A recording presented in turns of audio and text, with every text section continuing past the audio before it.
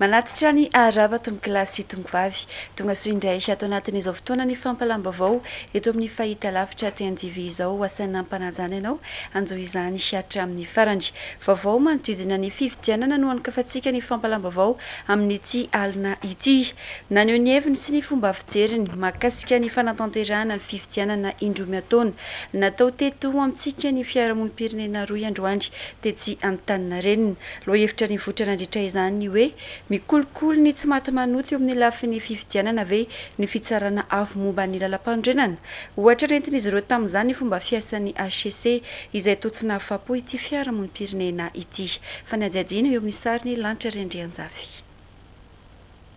Maro ireo fitarainana mahakasika ny fomba fiasan'ny HCC sy ny CENI nandritra ny fanatanterahana ny fividianana filoham-pirenena sy ny fividianana solombavam-bahoaka farany teo. Samy milaza ho nahita lesoka tamin'izany avokoa na ireo antoko politika na ireo firaisamonim-pirenena. Isanaby resaka sy nahagaga ny maro ireo fitorianan-jato napetraka teny amin'ny fitsarana avo momba ny lalam-pandrenana manoloana ireo trangana fandokan-dalàna tamin'ny fividianana kanefa dia teny tokana trano nivoaka dia ny hoe azo raisina fa tsy mitombona.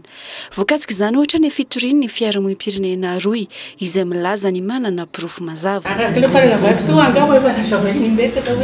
Tsy mazava tsara amin'ny lalàna ny pirofo tokony entiny ary maso mandidy zany ny HCC tsy mety le hoe tsy mazava ho an'ny pirenena sy mifidy ny lalàna entina dia avy nefa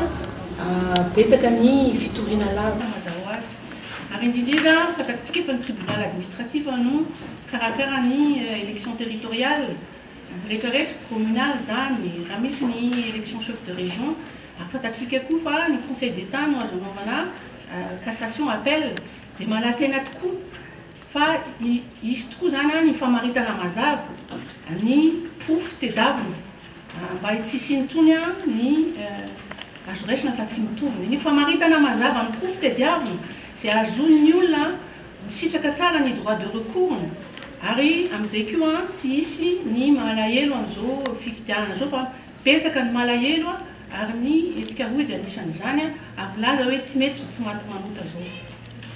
Tsy fianakenana be fahatany akory izao fitarainana izao raha no mafisiny ity fiarahamonim-pirenena ity fa lalana kosa ametrahana ny fifampitokisana eo amin'ny rafi-pitsarana sy ny vahoaka ary indrindra anatsarana ny fomba fiasa amin'ny fividianana ho avy dia ny fividianana ben'ny tanàna sy ny mpanolo-tsainy ary ny lehiben'ny faritra. Fa satria fividianana malagasy mila rafitra mijoro araka ny tontolo izy mila rafitra atokisan'ny vahoaka izy ihany tsy nahantoka afa-tsika mandroso. Ny zavatra ataony hevitra izao zany mandrehitra ny mpitondra mandrehitra ny rafi-pitsarana mba hanatsara fomba fiasa zany mba ahafahany zany matoky fividianana Madagasikara ahafahantsika zany mandeha tsara amin'ny lalana mahitsy kokoa zany satria raha ny fomba fiasa ohatran'izao zany tokony hitsy fanerana zareo zany mba nisy fomba fiasa zany mba ahafahany zany manana credibilité bebe koa satria mahakasika ny toerany antenimieran-doolona mbola ady hevitra mila ifampitiniana ny fanapahan-kevitra ho raisina momba ity androm-panjakana ity hoy ny filohany Andriamatory Vorakotovao nandritra ny fanokafana ny tsingerina fa 80 taona nametrahana azy teto Madagasikara nambarany famosana andraikitra goavana eo amin'ny fampandrosoana ny fotony antenimieran-doolona ary mamaritra ny fifandanjahan-kery manoloana ireo androm-panjakana isantsokajiny ery Andrianantenany no mitatitra ny antsibiriany. 80 taona izao no nametrahana ny antenimieran-doolona teto Madagasikara tsy mbola maro toerana ity androm-panjakana ity mandraka ankehitriny napetraka ny antenimieran-doolona ny taona 1950 sy 1970 ary nahato ny taona 1970 sy 1970 naverina nosokafana ny taona 2020 ary mievaeva indray amin'izao fotoana izao raha tsy aivina mantsy nanakevitra ny andrava ity androm-panjakana ity ny fitoram-panjakana ankehitriny no ho ny antony ara-pitsitsina rehefa voasaka ny lalam-pandorenana izany dia ny teti-bola ampiasaina no nahena ankilan'izay dia nangataka fanenana ny isan'ny mpikambana mba ho 70 ihany koa ny filohan'ny repoblika raha toka misy 70 izany amin'izao fotoana misahana andraikitra lehibe ny antenimieran-doolona amin'ny mampanara-maso azy ny vondrom-bahoaka tsinjara-pahefana izany hoe manara-maso ny fampandehanana andrara sy ny fampandrosoany ny fotony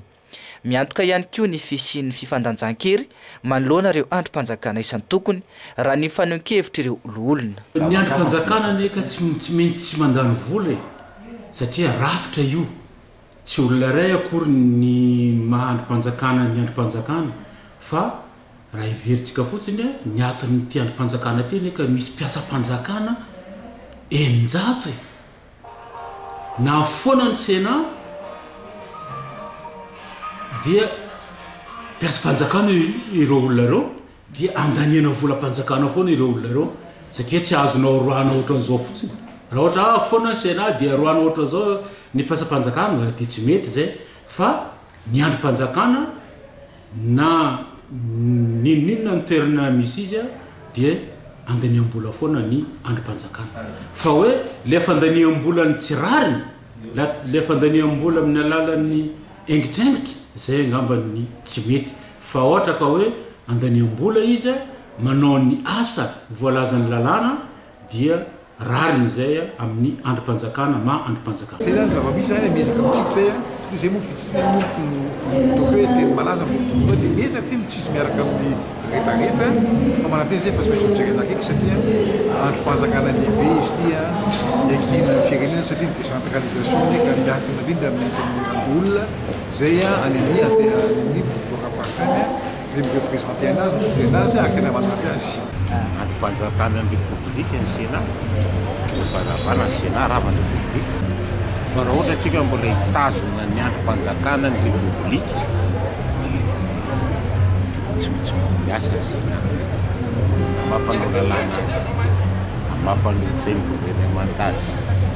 ho amin'ny mpisotena ny andro ny namotizy ny findambatsirafehifana azy. Ady hevitra mila sokafana mba hifampidiniana araka izany ny fanapahan-kevitra ho raisina momba ity androm-panjakana ity ho ny filohan'ny Anteny Mirandolona nandritra ny fanokafana ny lanonam-pankalazana ny 20 taona nijoroany teny Anosy Omaly. Noaviny dia anatin'ny ady-hevitra ihany koa zany anatin'izay famelabearan-kevitra zay atao satria samy manana ny heviny io kanefa dia firenena moa ny tantanana zany no tsika ny fanaja anatin'ny firenentsika. Marina misy ny tenin'ny filolefiky ny antenimieram-pirenena teo ny fahaizana mampifameno amin'izay no izy fa tsy hoe ny fahaizana mampalatsan-danja ny ilany fa mampifameno amin'izay. Eo amin'izay vaovaon'ny politika izay ihany mitaky gouvernemanta manana traikefa ary manana fitokisana amin'ny vahoaka ny vondrona parlementaire IRD misy asivy moa ny anarana natolotra izy ireo any amin'ny premier ministre andrasana araka izany sy mety ho tohiny. Fanampanazavana. Olona manana traikefa, olona nanana vahoaka fitokisana, olona mpanao politika nefa teknisianina sy manana mpiara-miasa teknisianina ihany koa no tsara hitana ny toeran'ny ministra araka ny nambarandreo solombamboaka avy amin'ny vondrona parlementaire IRD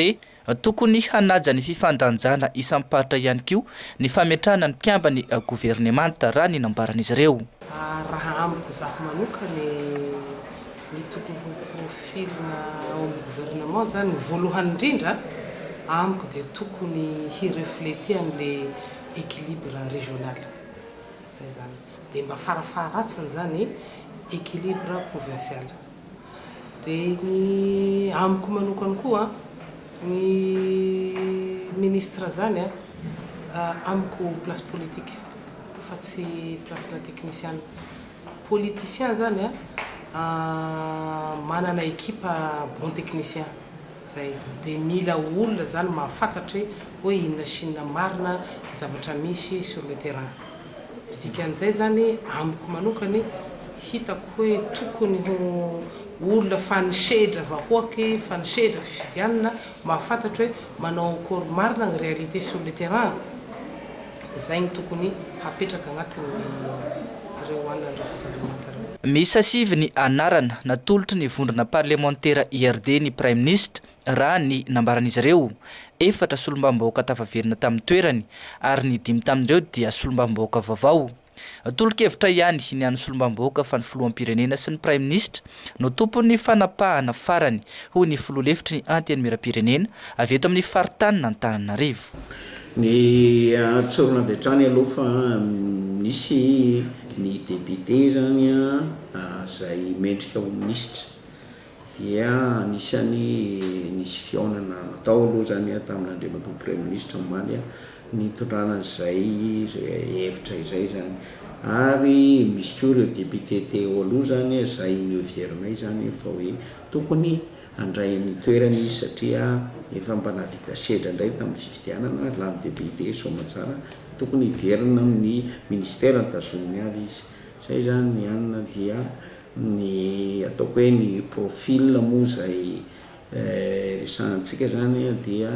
mba manampy an'izay angambany hoe mba olona tena mba manana compétence amin'izay ministère hiveriny dia fa sofokevitra ihany ny anay zany fa ny anisan'ny tena tompokevitra farany amin'ny fanapahana ny dia Andriamatoa filohan'ny Repoblika sy Andriamatoa Prime Ministre. Lafim-baovao tanteraka kosa indray atomboka atsoatsy ny fanatanterahana ny tetika Satatom na Antananarivo Toamasina Madagasikara raha ny vinavina nataon'ireo komite nasionaly mpikarakara izany androan'izy ireo no nanao ny fivoriana faefatra farany nangalana sosikevitra fanatsarana avy amin'ny mpisihatra rehetra voakasika mialohan'ny ankatoavana amin'ny fanatanterahana izany fanadihadiana.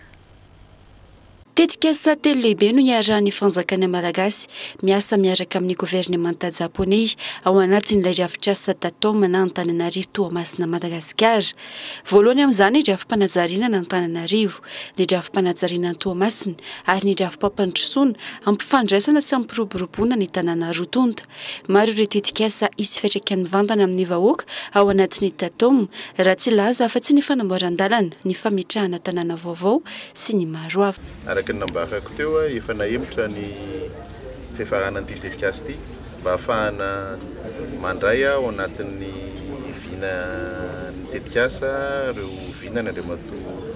filohan'ny Repoblika ihany koa. Ny zava-dehibe dia ny hoe nananana plan d'urbanisme directeur ka le fampiarana azy zay no tena ilana n'ilay vina. Matetika tsika manana plan d'urbanisme nefany tsy misy fampiarana azy amina lafina tetikasa fampandrosoana ny tanàna. Izany zava-dehibe ivoaka eo ary irina ivoaka eo dia ireo tetikasa maika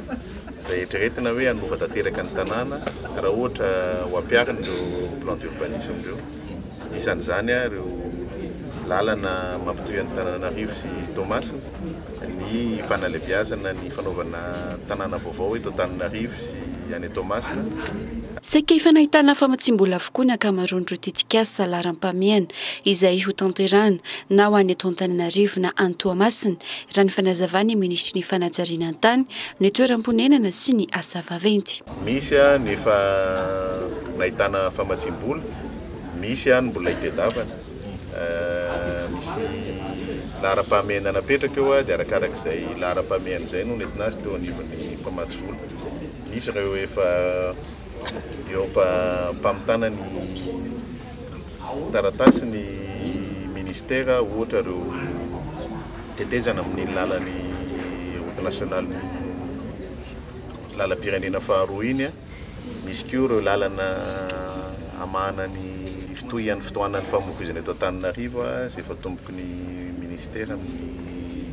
no tanterahina androany tetsy anosy ny fivoriana faefatra sady farany nataon'ireo komite nasionaly makasika ny fanomanana ny fanatanterahana ity tetikasa Tatom ity mialohan'ny ankatoavan'izany. Tonga teny antoerana ny ministry ny fanajariana an-tany, ny toeram-ponenana sy ny asa vaventy, toy ihany koa ny olom-bofidy voakasika ny tetikasa toy ny ben'ny tanàna ny Toamasina.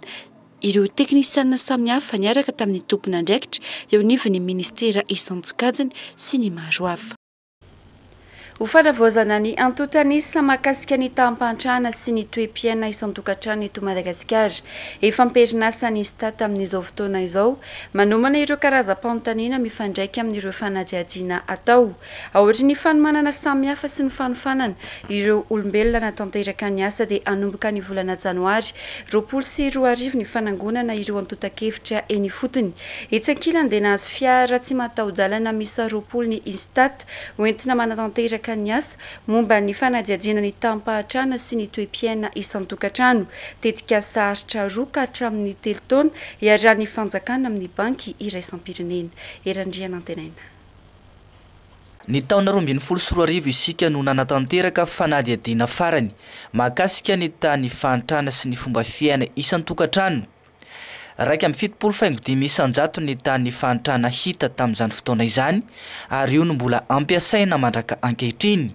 izay efa mety tsy mitombona intsony ka mila fanavaozana araka ny fanazavana.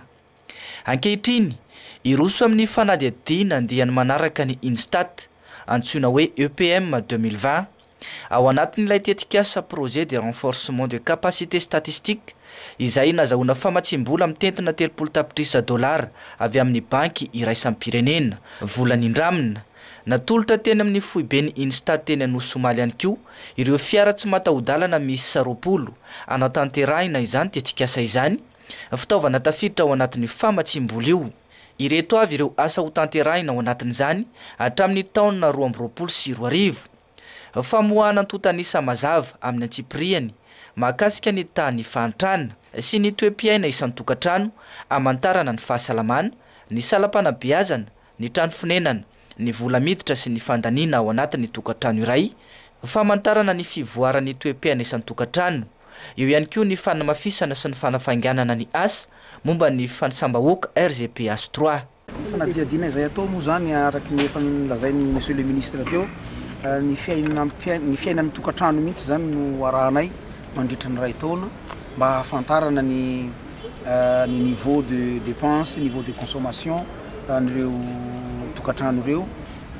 Tsy izy rehetrarehetra akory no adiadiana tsy ohatran'le tamin'ny recensement fa misy échantillon no andehananay ho arahanay mandavataona mihitsy zany ny fara-piainana mba hahafahana mamoaka chiffre zay tena milaza ny mariny ny quotidien iainan'ireo mpiray tanindrazana amintsika reo. Esa zany toerana voalohany tsy Madagasikara miara-manomboka zay mihitsy no définition'le enquête zany le méthodologie tsy maintsy miara-manomboka izy rehetrarehetra fa tsy misy hoe aty no mandeha alohana zay mahatonga ny fiara azo zazaina hoe maromaro ihany nisany mba hahafahana tsy mifampiankina fa tonga de mandeha le ekipa zany miara-mandeha de miara-manomboka. Ho vitainatra amin'ny fiafarany ity taona 2020 sy 2024 ity ny fanomanana rehetra mahakasika izany tetikasa izany ka ny janoary 2024 no anomboka ny fanangonana ny antotakevitra ny fotony. Ity EPM 2020 ity ihany koa no hamantarana ny toerana misy ny firenena araka antotanisa ahafahana mampandeha ny UM, hoy ny ministry ny toekarena sy ny fitantanam-bola Andriamatoa Randriamandranto Richard. Mankaherenareo zany ahafahanareo manadateraka izay adidy amanandraikitra eo anatrehan'ny hoe fanatsarana ny totanisa sy ny information rehetra mikasika ny ataontsika raha fahantrana marina zany kanefa koa ny fianakaviana amin'ny kapobeny ary tsara dia tsara le jerena hoe tsy atao zavatra le mandeha izy fa tena atao mifampitohy fa tena hahafahantsika zany tena mijery hoe inona ny tena tokony atao mba hanatsarana ny fiainana tontolo zay tena sahirana dia sahirana. Tontosa teny amin'ny fohy be toerany Instat Anosy Somaly ny tombana fohy mahakasika ny asa iandreketan'ny Instat sy ny mahakasika ny RGPS 3, ny fampahafantarana fohy mahakasika ny EPM 2020 ary ny fanolorana tamin'ny fomba ofisialy ireo fiara tsy mataho-dalana misy 20. Lafombavan'ny sosialy kosa indray tsy manaiky ary tsy mankasitraka ny fananganana ny pavion eo anoloan'ny tsenana Anosy Be sy ny fiantsonana ny fiara ireo mpivarotra sy mpikarama rehetra ary koa ny mponina eny an-toerana amin'izao fotoana izao. Araka ny fanazavan'izy ireo dia tsy nisy ny fifampidiniana sy fifampiresahana mahakasika fananganana ity foto-drafitrasa ity hiteraka korontana eo amin'ny lafin'ny fidiram-bolan'izy ireo anefa izany eo ihany koa ny mahakasika ny lafin'ny fandriampahalemana sy ny fitohanana ny fiara raha toa katsangany ireto trano fivarotana vaovao ireto raha nambarany ireo mponina trandry. Tsorokotaromanka sy fanondrazana Trakoto. Mitaky ny anajanonana ny fananganana ny pavion vaovao eny amin'ny tsenana Anosy Be ireo mpivarotra sy mpivelona rehetra eny an-toerana amin'izao fotoana izao. Araka ny nambaran'ny solotena ny mpivarotra dia tsy nisy fifampiresahana teo amin'izy ireo sy ny mpanangana izao foto-drafitrasa izao izay nambarany ihany koa fa tsy fantatr'izy ireo ny tompon'indraikitra voalohany mahakasika izany. Tsy ho takatry ny mpivarotra amoron-dalana mihitsy izay ho ofany ity trano fivarotana vao atsangana ity, eo ihany koa anefa ny fikorotanany tsena mety ho aterany raha ny fanazavana hatrany. Be amin'izao fotoana tompoko dia ino ity fananganana tsena zay tsy ara-dalàna aminay mpivarotra ary tsy sitraka mpivarotra mihitsy ny ananganana an'izao tseny zao satria ato ny parking ara efa tery de tery ary mijaly mihitsy ny famoahana entana ato amin'izao parking zao nefa mahagaga anay mpivarotra manangana indray ty tseny ty amin'izao fotoana zao de zany no angatahanay amin'ny mpitondra fanjakana zay ao ambony maefa rehetra indrindra ianao andrande matofoloha fa ny olona mivarotra eto amin'ity tsena Nanosy-be ty era amin'ny Madagasikara tompoko aiza no avy le tsena sa potena ve le tsena Antananarivo potena be ny tsena Nanosy-be satria rehefa tsisy ny parking aiza ary ny fanalana entana tsy misy fanalana entana mihitsy zany zao de zay no angatahanay mpivarotra eto amin'ny tsena Nanosy-be tsy mpivarotra ihany fa na ny dokera na ny sécurité be da be ny olona mikarama sy mivelona tamin'izao tsena Nanosy-be zao era amin'ny Madagasikara tsy ireo mpivarotra ihany nefa no mahita olana amin'ny fananganana izao fotodrafitrasa izao fa eo ihany koa ireo mpandrindra ny fiantsonany fiara eny an-toerana ngamba ny itombondray mpangalatra raha izao no mitohitohy satria kapokanay mihitsy ty tapena ty zay zao eritrereto misy afa amina Matsatola zay ny mpiara-mieto ngefa ny ty ndray tapena na parking de aiza zany ny zavatra misy eto ngefa nito rehefa jeritrereto fa tery asina mpivarotra eny ampovoany de zao ny tomobile mihitsy eto de aiza zao misy tomobile mihitsy any anay de tsy misy atao sa tsy mihitsy manao zao zavatra zao hoe ny inona zany ny zavatra antony am'izao fandroana ve sa inona tokony teny marina izy am'izao zavatra zao satria zay miatoko ny fiainanay ray manontolo de atao anatin'ity parking ty ngefa n'izao ataon'le izy mitenenina am'izany zay hoe misy ho fandrahonana hoe migadra zay miteniteny eto amin'ity parking ty isan-kilany mitaraina manoloana izao tranga izao ihany koa ireo mponina eny amin'ny manodidina ahina ho izy ireo ny iverenany tsy fandriam-pahalemana eny amin'iny faritra iny sy ny fitohanany fiara izay efa iainan'izy ireo isan'andro ady aloha zany satria zany de tao amin'ny anina an-tsena tao de misy arrêté municipal zany nanao an'ity zay ny fitenin'ny zareo de rehefa miteny moa te andala makany amin'ny Foibe izy zay tsy manana zavatra olazainy fa nefa ny mampalahelo anay de tany amin'ny Foibe tamin'ny andro nananganana an'ity parking ty izay kinga zany mipetraka ato ambadika ato amin'ity ato ambadika ato daholo ny tanànanay tomobile tafiditra atao tamin'ny zany fotoana zany tamin'ny taona roa arivo angamba reny tafiditra ny tomobile de ingiara Valomanana ngeky président Valomanana moa zany na miteny taminay izy hoe nareo ny priorité raha amin'ny parking fampiasana ny parking io nefa ny amin'izao fotoana zao zany lasa tsy oaiza zany ny tomobile apetraka tsisy parking natsony zay raha zay faharoa zay resaka sécurité ty fokotany Nanosy-be ty zany nisy natao hoe milamina amin'ity firaisana fahaefatsy ty de nefa ny amoronana erakela-trano nefa ny ao amin'ny melakela-trano io voavy zay ny mpanendaka rehefa avy eo ary ny fahatelo ny teny anay manaraka de hoe raha am'ty tseny ty tsy mandaza hoe ataovy fa ataovy misy riny zay zavatra saika nataonao teny amin'ny esplanade tanterao aty sady nareo manlaza manambola raha teo de ny manaraka farany resaka le embouteillage zany moa zany tena teny aminay ny fivoahanay ato tompoko mikorotana ny fiainanay satria rehefa hivoaka andeha hianatra amin'ny mpianatra amin'ny efatra maraina ianao de mivoaka amoaka ny tomobile ato amin'ity parking ty ary am'izany amin'ny efatra zany na midimy ary anao tsy tafavoaka akory ny tomobile rehefa mivoaka ato amin'ny parking korotana ny ankizy andeha hianatra satria misy ankizy miditra amin'ny enina araka ny fanazavana hatrandry de tamin'ny alahady teo no nanomboka natsangana ity trano fivarotana vaovao ity manao mantsoava amin'ny tompona andraikitra araka izany izy ireo mba hijery akaiky izao toetra raha misy eny an-toerana izao Polisy misa efajato amin'ny andiany fenitra izay vao nivoaka ny sabotsy lasa teo tany Antsirabe no nanome ramaimam-pona tao amin'ny fitehirizan-drà teny amin'ny hôpitaly HR Anosy androany. Misoroka ny fahalan'ny rà monjena ny an'ireo olona tsy maintsy miatrika fandidiana ao amin'ity hôpitaly ity izao etsika izao raha ny fanazavan'ny tompona andraikitra eo anivon'ny hôpitaly HR. Fanadiadiana amin'ny sariny Tompitiana Sara. Ministry ny filaminana anatiny Roger Fanomezantsoa no nitarika ity etsika fanomezan-drà maimam-pona nataony teo anivon'ny polisy pirenena androany ity ho famonjena ny ain'ireo marary tsy maintsy miatrika fandidiana eto amin'ny hôpitaly HR no isan'ny antony etsika. Fantatra tokoa mantsy fa mila tahirin-drà betsaka ny hôpitaly toy ny HR satria maro amin'ireo olona tonga mitsabo teny eto no mila fandidiana. Ireo polisy andiany fenitra izay vao nivoaka ny asabotsy lasa teo tany Antsirabe ireto nanome ramaimam-pona ireto misa efajato moa izy ireo. Ya, tonga eto androany zany promotion fenitra zany zay nivoaka tamin'ny sabotsy teo anome raha io moa de araka ny tenitsika hoe zay manome raha manome aina de tonga eto zay misy eo amin'ny efajato ohatra zareo anome an'izay raha zay eto moa directeur du cadre ny santé afaka teny mikasika ito zany zay de misoratra sady andreo namana mpiara-miasa reo zay nafoy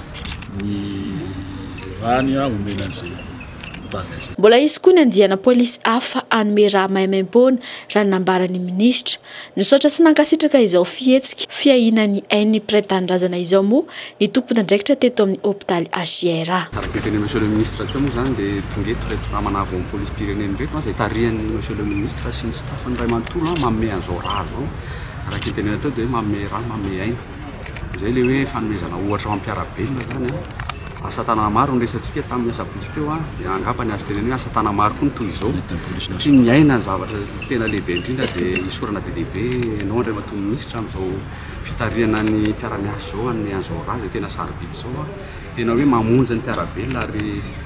azo tenenina fa mampitombo araky ny tokony izy hatrany ny stockna raha atao amintsika zany dia misaotra indrindra tompo dia ampitaina amin'reto namana rehetrarehetra izay ampahany ihany reto tonga reto fa filazanao teo fa mbola misy no avy ary ny polisy pirenena dia manome isan'andro foana dia mangataka amintsika fiarahamonina rehetra maka modely amin'izao etsika ataon'ny polisy pirenena izao dia mankasitraka monsieur le ministre. Fantatra ihany koa teto fa isan'ny azo raha amin'ny tiraha nomen'ny polisy pirenena androany ity i Rovarary Manana mpanao gazety izay tratra ny lozam-pifamoivoizana teo Mahintsy tamin'ny alahady lasa teo izay tsy maintsy hiatrika fandidiana.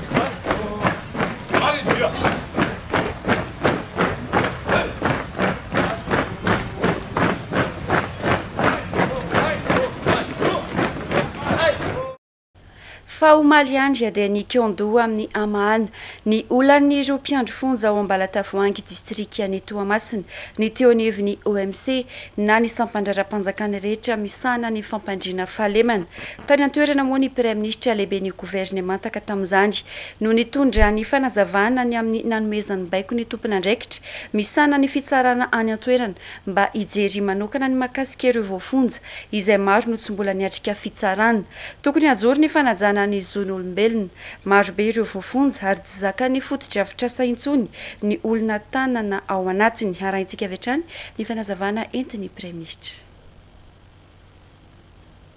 Misy tokoa ny zavatra nitranga atao anatin'ny fonja na Ambalatavoahangy zany tamin'ny sabotsy ny zavatra nisy dia nisy nitady koa tao anatin'izany fonja zany.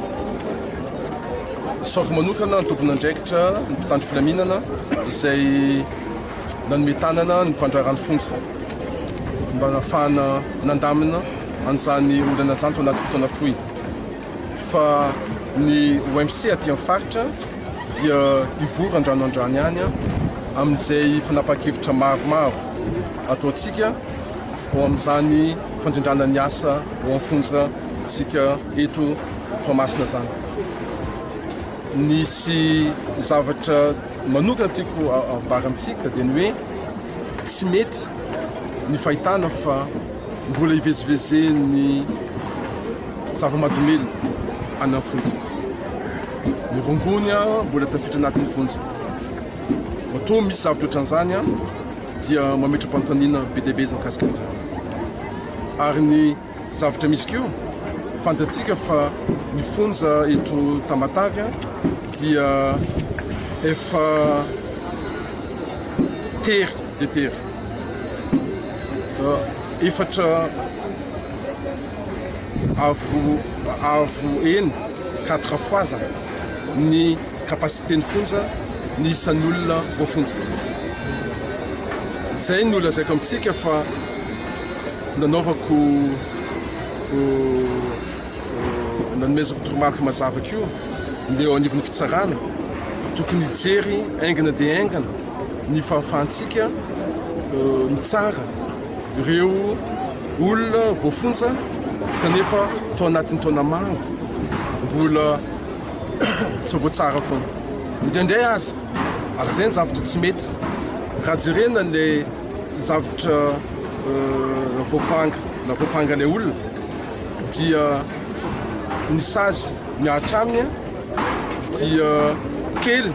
no fotoana tazomana azy mialoha. Zay no lazaiko amintsika fa tsy maintsy misy ezaka ny anivon'ny fitsarana mba ahafahantsika mampiena ilay olona voatazona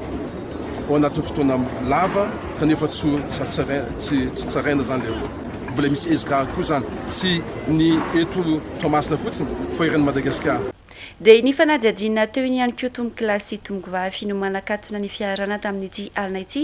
ankasitrana feno ianao nanjoy izany hatramin'ny farany manome fotoananao ho amin'ny manaraka indray veloma tompoko